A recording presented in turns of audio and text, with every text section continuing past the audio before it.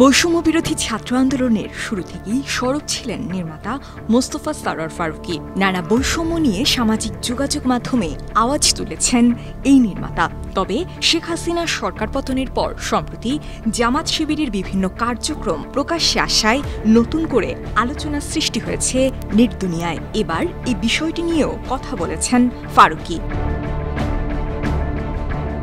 25 September নিজের verified ফেসবুকে একটি পোস্ট দিয়েছেন তিনি। এতে কিছু প্রশ্ন সামনে এনেছেন এই নির্মাতা। তিনি লিখেছেন, 2024 সালে এসে কেউ যদি নিউটনের গতিসূত্র আবিষ্কার করে এবং সেই আবিষ্কারের আনন্দে ইউরেকা ইউরেকা বলে চিৎকার করতে থাকে, তাহলে কি বলা যাবে?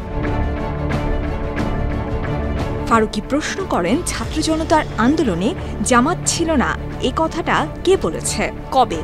বাংলাদেশের সবাই জানে এই আন্দোলনের প্রথম থেকে বিএনপি, জামাত, বামদল সহ দলমত নির্বিশেষে সবার অংশগ্রহণ ছিল। সবাই একটাই জিনিস চেয়েছে, শেখ হাসিনার পতন। এই নির্মাতা আরও বলেন, আওয়ামী লীগ সরকার পতনের জন্য বেশ কয়েকবার ওয়াটার টেস্ট করে দেখেছে রাজনৈতিক দলগুলো। তবে জিওপলিটিক্যাল এবং সেনাবাহিনীর বাস্তবতায় সেটা সম্ভব ছিল না বুঝতে পেরে আবারও দমে গেছে। ফারুকী মনে করেন, নুরুল হক নুরুদের নেতৃত্বে কোটা আন্দোলনে একই জিনিস টেস্ট করেছিল বাংলাদেশের রাজনৈতিক দলগুলো। এবারও পুরো জাতি ওয়াটার টেস্ট করেছে এবং 20 জুলাইয়ের মধ্যে বুঝতে পেরেছিল এই আন্দোলনে সরকার পতন সম্ভব। ফলে মানুষ সরকার পতন ঘটিয়েছে।